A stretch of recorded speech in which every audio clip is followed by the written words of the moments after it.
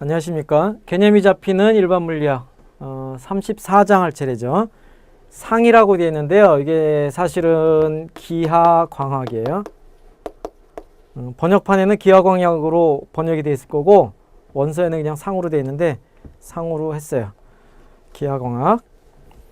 그 광학에는 기하광학이 있고 그 다음에 파동광학이 있죠. 기하광학은 주로 빛의 반사, 굴절에 관한 것. 그 다음에 파동광학은 간섭, 회절 현상을 주로 다루게 돼요. 알겠죠? 그래서 요거는 이제 34장에서 기하광학, 35, 36장에서 파동광학을 다루게 돼요. 자, 그 기하광학에서 제일 중요한 거는 요 챕터 제목에서 마찬가지로 상, 이미지라는 건데 상에 관해서 얘기를 해보면 상이 뭐냐? 사실은 우리가 눈으로 보는 것도 그 물체에서 나온 빛을 통해서 물체의 상을 눈에 맺게 하는 거죠. 그죠?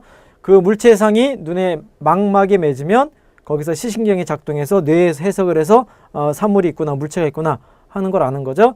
그러니까 눈도 사실은 상이에요. 렌즈와 같은 거예요. 그런데 이제 눈 이외에 다른 어떤 광학기구들을 사용해서 상을 얻는다 하는 것이 뭐냐, 그렇게 했을 때 눈도 마찬가지이긴 하지만 물체가 있는데 물체를 만져보지 않고 멀리 있는 물체를 우리가 눈으로 본다 했을 때는 물체에서 나온 빛들을 보는 거예요. 물체에서 반사돼서 나온 빛을 보는 거죠.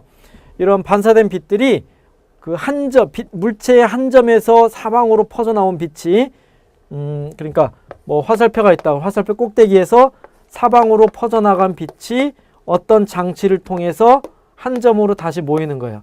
그러면 이 화살표 끝점이 여기에 대응하는 점으로 볼 수 있는 거죠. 이런 것이 실상이에요. 그래서 실제 빛들이 다시 만나서 만들어진 점이 실상이 되는 거고, 이런 점들의 집합이 물체의 상이 되는 거죠. 얘는 얘대로, 얘는 얘대로, 얘는 얘대로. 그럼 각각의 상이 맺히는 거고, 허상은 이 빛들이 광학기기를 통한 다음에 실제 빛들이 모이는 게 아니라 연장선이 모일 수가 있어요. 그러면 여기서 나온 빛이 사방으로 퍼져나가다가 이런 광학기기를 통해서 얘처럼 한 점에 모이는 게 아니고 이렇게 퍼져나가게 되거나 했을 때 이런 연장선이 모인다. 그러면 이 빛들을 보면요, 우리가 이런 퍼져나가는 빛 중에 그 근접한 두 개의 빛을 본다 그러면 우리는 빛은 직진한다고 인식을 하고 있어요, 뇌에서. 그렇기 때문에 직진한다고 했을 때 그 빛이 여기서 얘네들을 거쳐오는 게 아니고 직진하니까 이 점에서 출발했다, 그렇게 우리가 생각할 수 있는 거죠.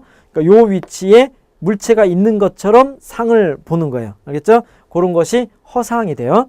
그래서 요 점의 상이 여기 맺히게 되는 건데, 이러면 실상은 뭐냐면 실제로 빛이 와 있기 때문에 여기다가 뭔가 막 스크린을 갖다 대면은 빛이 왔기 때문에 여기서 반사이에서 밝은 상의 모습을 볼 수 있어요.